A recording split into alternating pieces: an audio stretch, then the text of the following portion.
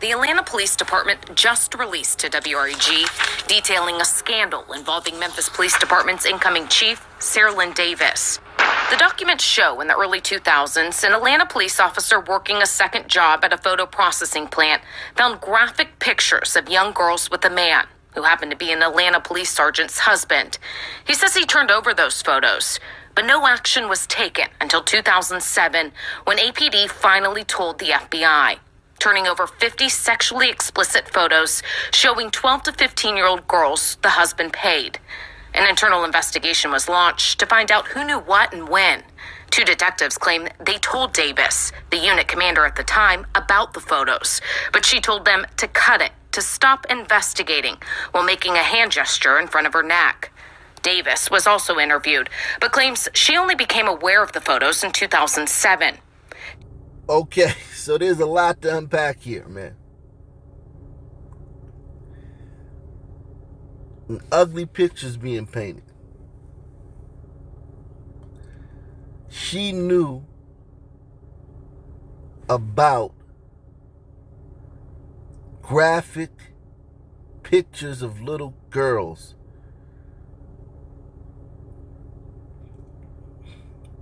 And she turned a blind eye because the person who the pictures belonged to was the husband of one of her police cronies. And listen, I get it. We protect our own in jobs. We do that all the time. In jobs where, you're going to protect. Like if somebody, oh man, I mean, you're not going to prosecute your friends. Let's keep it real. It's just the same thing on YouTube. If two YouTubers get buddy, and one YouTuber does something that the other YouTuber speaks out against all the time, he's probably not going to call his buddy out for doing that, even though he's made a career out of calling everybody else about doing that. Okay? So we see that all the time on YouTube. Dudes let their morals fly out the window when it's a YouTuber that they like or that they're, following, or a bigger YouTuber that they're following, or a bigger YouTube that they're, obsessed with. We see that all the time. So that's human nature. That's not that's not a character flaw on her part. That's human nature. A colleague's husband was involved in some, oh my God. But then you have the fact that she's going up for police chief now. That's the problem with this, is that she's going to be the head of the police department in another city. She was in Durham. Now she's going to another city, Memphis, and she's climbing the ladder. She's going to go to Memphis for a few years, destroy that city, just like she destroyed Durham, and then she's going to go to a bigger city like a Chicago and Atlanta. They're grooming her for a Dallas, a Houston, a LA, a Seattle. They're grooming her for a big name city after she spends a few years ruining Memphis.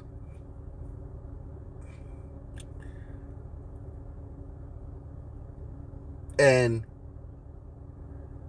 I don't know if I want my police chief to be somebody who knew that a dude was doing this and she turned a blind eye because it was a colleague's husband. I'm not sure if I want my police chief to be that person. An internal investigation was launched to find out who knew what and when. Two detectives claim they told Davis, the unit commander at the time, about the photos, but she told them to cut it, to stop investigating, while making a hand gesture in front of her neck. Davis was also interviewed, but claims she only became aware of the photos in 2007.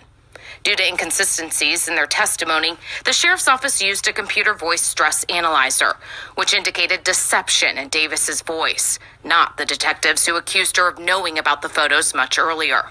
Internal investigators wrote Davis employed a countermeasure technique which involved clenching her teeth in an attempt to alter her measurable vocal output during the examination. Wow, this is absolutely amazing. Computer voice stress analyzer. So this is not just, I think she lying, or she black. So we gonna say she lying because she black.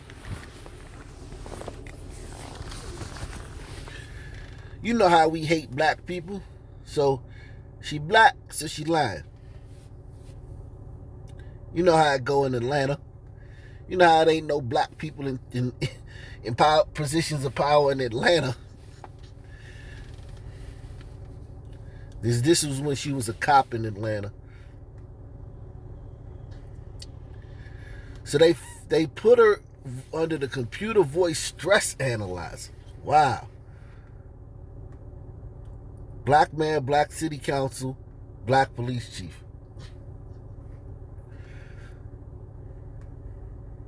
Black district attorney. In that city, they were so appalled by what this woman did by not informing the higher-ups and not going through with the investigation of this guy, the husband of a police sergeant in Atlanta, who was discovered to be a scoundrel. And she knew about it as a cop. She had a duty to get this guy off the streets.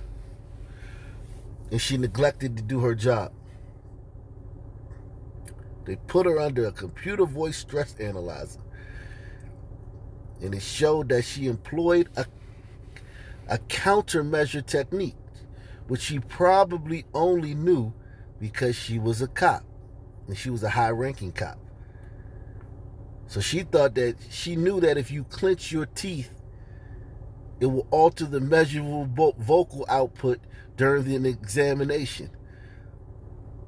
So she did what, anybody would do who knew they were going to fail the test.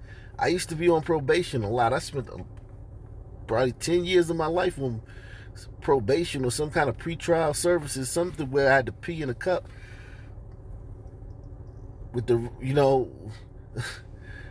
to keep my freedom. And I always smoked weed, and I still did my thing. And when it was time for the test, I either used someone else's urine, snuck it in like a little bottle or something I put between my legs so that it would stay hot because it has to be a certain temperature. And there's somebody watching you while you're peeing. They're not watching you, but they're standing in the room. You gotta you slick how you do it. You gotta get this little squeeze thing. But anyway, or I used some kind of potion that you drink like an hour before with a bunch of water, and then you urinate that out instead of urinating out your real urine. So I did these things, and I never got caught. But she got caught. And this is your new police chief, Memphis. Due to inconsistencies in their testimony, the sheriff's office used a computer voice stress analyzer, which indicated deception in Davis's voice, not the detectives who accused her of knowing about the photos much earlier. Internal investigators wrote Davis employed a countermeasure technique which involved clenching her teeth in an attempt to alter her measurable vocal output during the examination.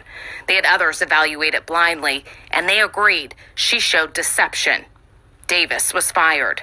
In a press conference in Memphis last month, she stressed she was used as a scapegoat. I refused to take the blame for something I had nothing to do with. And I decided to fight the case because I knew if I fought that case that the truth would come out. Davis appealed her termination to the city's Civil Service Board and won. The board wrote, Davis provided convincing testimony about a meticulous setup of the unit she supervised. One of the investigators actually admitted during the hearing that I never told them not to investigate this particular case. Memphis Mayor Jim Strickland says he reviewed what happened in Atlanta, and he felt comfortable with his decision to appoint Davis. That was a bogus charge. Davis starts her role as Memphis police chief later this month. Jessica Gertler, WREG. It's truly disturbing. She shared 14 images, all various forms of harassment and threats that Tammy Sawyer has received, all because of her efforts to remove the Nathan Bedford Forrest statue and his remains from Health Sciences Park. MPD has confirmed to us that they're investigating threats made against Commissioner Sawyer, but she says she fears for her safety and the safety of her family.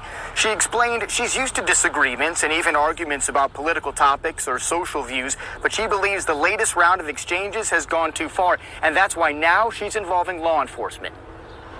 When you come at me with these violent and racist attacks, when you call me names, when you tell me to watch my back, when you threaten to do disgusting things to me, that's when we're going to take it seriously. Okay, guys. So, this black woman who railed against the police and talked a bunch of woke anti-police crap for years is now calling on the police to protect her from one man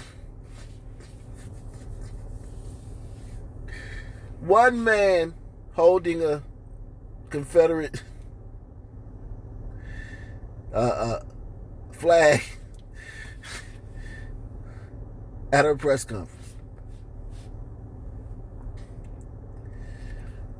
And she's using her platform as a powerful black woman in a mostly black city that's crime-ridden and not safe for black citizens.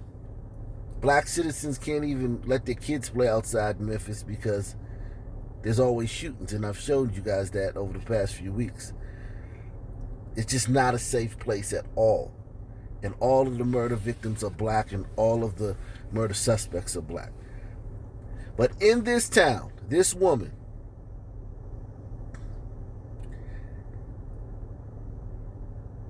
has made it her purpose and her goal to get the remains of a Confederate general, Nathan Bedford, removed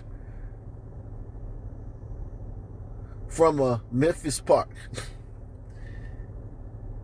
His remains and his wife's remains. While her city is basically, the black community is at war with itself. Good people are being killed by stray bullets every day. Good people are being carjacked and robbed every day. Thugs are having shootouts every day. And she's worried about the remains of a Confederate general being removed from a Memphis park.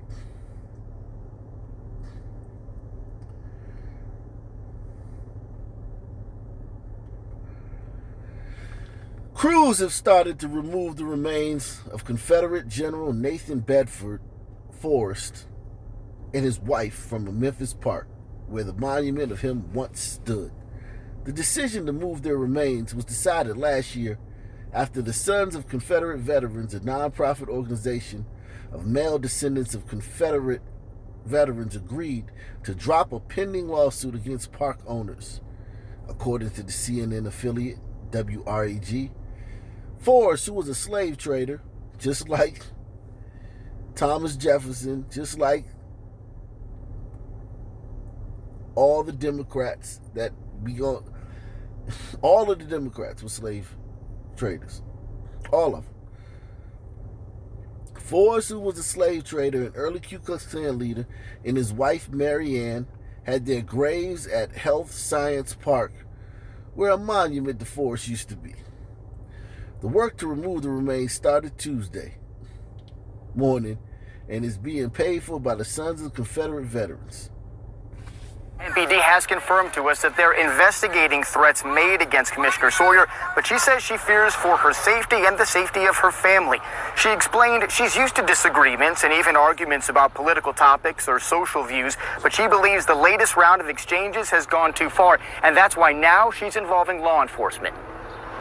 When you come at me with these violent and racist attacks, when you call me names, when you tell me to watch my back, when you threaten to do disgusting things to me, that's when we're going to take it seriously. As we mentioned at 5, we have reached out to the man that MPD is investigating. He was involved in that exchange with Commissioner Sawyer earlier this week, but we've not heard back. Reporting live in downtown Memphis, Peter Fleischer, WREG. A terrifying carjacking in Midtown. It's real scary. It happened on May 23rd in the middle of the afternoon outside Home Depot on Poplar. Police say this woman, armed with what appears to be an assault-style rifle, demanded the keys to a man's Volkswagen Passat. Investigators say the 65-year-old victim immediately complied and tossed his keys to the masked thief. He was in fear of his life. Yeah, basically, so I think I would have gave him, I would have gave them the car like he did, or just threw the keys at him or whatever, and ran for my life. Police say the woman had several accomplices who jumped in the vehicle with her and sped away. As you can see, at least one of those accomplices was also caught on surveillance camera. It was broad daylight as well. And you're not thinking that somebody's going to come in there and rob you in broad daylight or take your car in broad daylight. Investigators believe the same suspects also carjacked a 64-year-old man on May 17th around 8 o'clock at night. Where's Bernard Berry when you need him?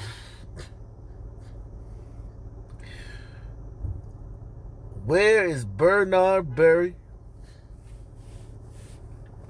Where's Bernard Berry when you need him? Damn it, Bernard. We need you, because you see most of the people that carjacking are elderly people. Just able-bodied, young black people, bums, and thugs running around preying on senior citizens.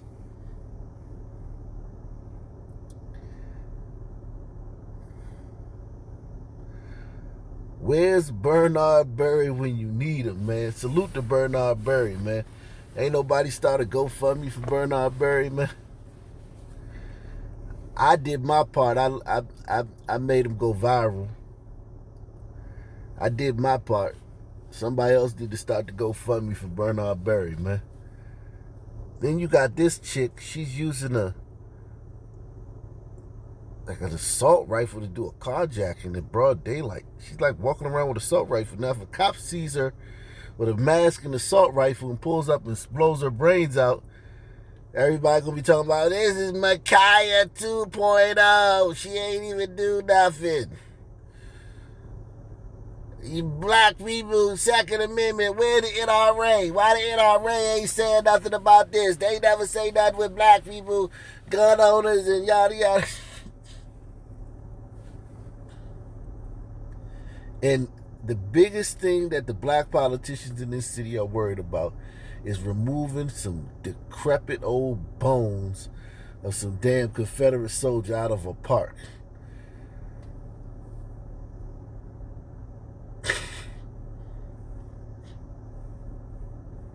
You can't make this stuff up.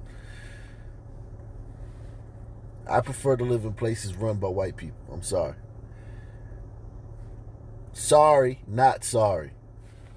At least one of those accomplices was also caught on surveillance camera. It was broad daylight as well. And you're not thinking that somebody's going to come in there and rob you in broad daylight or take your car in broad daylight. Investigators believe the same suspects also carjacked a 64-year-old man on May 17th around 8 o'clock at night. Police say armed thieves approached the victim in his driveway and demanded the keys to his Volkswagen Jetta. It's tragic. And then, like, there was an older guy that was targeted. Right. And I feel for them, it's like, who's there to protect them? Police describe the suspects as 18 to 20 years old, and after an initial investigation, believe they frequent the Fraser area in the neighborhoods surrounding University Street and Corning Avenue. I hope they catch him. And police hope these videos of the suspects posted on social media will help investigators track them down. I hope they do too, but people are, it's like, nobody wants to snitch these days. It's like we don't want to snitch. We think we're going to get in trouble. We're going to get targeted next. Now, one more thing to note, according to MPD crime stats, there have been at least 9 aggravated assaults within several blocks of this area in the last 90 days. There have also been a number of robberies and burglaries, so we asked Memphis police if they've increased patrols, but we haven't gotten an answer on that yet. Live in Midtown, Andrew Ellison, WREG News, Channel 3.